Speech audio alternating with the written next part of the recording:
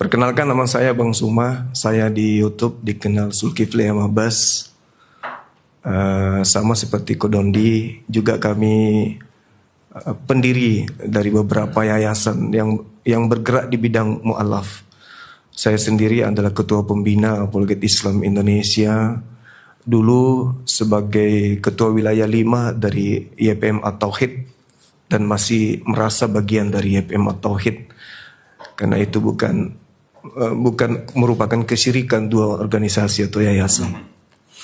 Juga sebagai Ketua Makassar Mu'alaf Center Indonesia dan sebagai Ketua Mu'alaf Center Indonesia binaan Ko Stefan.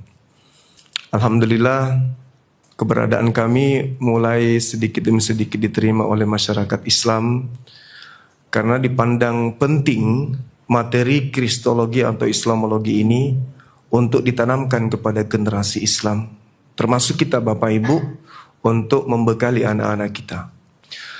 Jadi kalau kita berbicara mengenai ilmu kristologi ini adalah ilmu membela akidah Kristen, di mana digeluti oleh tadinya orang-orang Kristen. Sedangkan Islamologi adalah ilmu yang dipelajari oleh orang Islam untuk melakukan pembelaan terhadap agama Islam. Berjalannya waktu, orang-orang Kristen, para pemikir mereka, itu sekarang belajar tentang Islamologi.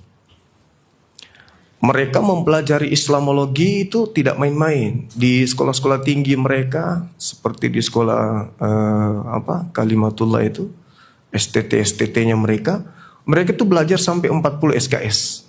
Belajar tentang Islam. Kristen belajar tentang Islam. Apakah supaya mereka masuk Islam? Tidak. Tujuannya supaya mereka memurtadkan umat Islam. Nah, giliran Islam belajar kristologi, kita ini itu tabu. Seakan-akan kalau kita belajar kristologi, kayaknya kita mau pindah agama deh, mau jadi murtad. Itu yang ada di mindset berpikir orang tua kita, umat Islam pada umumnya. Karena ini kan yang dibahas tentang Bible, tentang kitab-kitab Lukas, Markus, ini mau murtad atau apa? Itu yang ada di benak kita. Sebenarnya gampang untuk menepis pemikiran seperti itu. Misalnya seperti seorang polisi belajar tentang kriminologi. Bukan berarti polisinya mau belajar untuk menjadi kriminal. Atau bagaimana seorang dokter belajar tentang virus, kuman, bukan berarti supaya dia sakit, tetapi supaya mereka mencari cara mencegah bagaimana orang-orang yang tidak sakit. Nah, begitulah kristologi kita pelajari untuk supaya anak-anak kita itu tidak murtad. Kita pelajari kristologi ini. Karena mereka di kalangan non-muslim, ya kita sebutlah orang-orang Kristen ini, itu memiliki misi. Misinya itu sangat-sangat luas. Ya, dan kalau kita melihat dokumen yang ada di internal mereka menginginkan 50 tahun dari tahun 79, Indonesia itu 50% Kristen, 50% Islam. Dengan berbagai macam cara mereka lakukan. Nah, ini yang kita tidak sadari, sangat kita tidak sadari. Umat Islam hanya berfokus kita mayoritas. Tidak mungkin kita bisa seimbang jumlah. Tapi ada kekeliruan di sana. Tanggapan ini membuat kita terlena. Meskipun mereka minoritas, tapi faktanya dari segi ekonomi, politik, pendidikan, kesehatan, mereka, ya jujur kita akui, mereka lebih menguasai. Kan gitu faktanya. Nah, kebetulan juga saya mantan orang yang kerja di bank. Itu mohon maaf nih, kalau yang teman-teman kita yang matanya sipit kok datang minta kredit, tidak butuh panjang proses.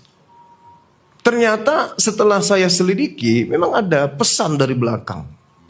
Jadi kalau mereka yang datang mau bangun apapun dipermudah. Coba pribumi, dipersulit minta ampun, susah. Makanya pribumi ketika membuat proyek lamban. Yang lebih cepat gedungnya berdiri itu ya mereka. Karena Dari segi strategi awal dari 1979 yang mereka putuskan itu memang harus dicanangkan, dan itu sampai hari ini. Bukan hanya dari segi ekonomi, politik, semuanya. Sehingga meskipun kita mayoritas, mereka minoritas, tapi pergerakan kita tahu sendiri, melamban dari hampir seluruh aspek.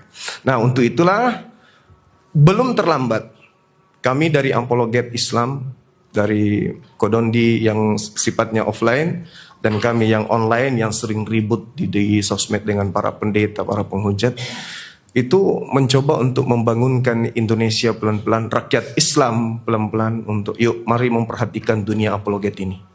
Jangan kita terlena karena keasikan Islam mayoritas. Faktanya kita baru-baru mendengarkan di tempat saya mensyahadatkan satu keluarga di Makassar, viral minggu lalu kok.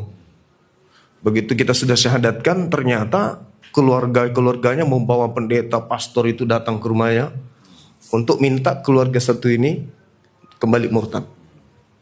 Dengan cara tegas dan cara-cara sudah melanggar hukum. Artinya bahwa memang yang selama kita lihat ini kayak sungai yang tidak berombak, tapi di bawahnya itu udah siap pemangsa-pemangsa yang ingin memangsa umat Islam.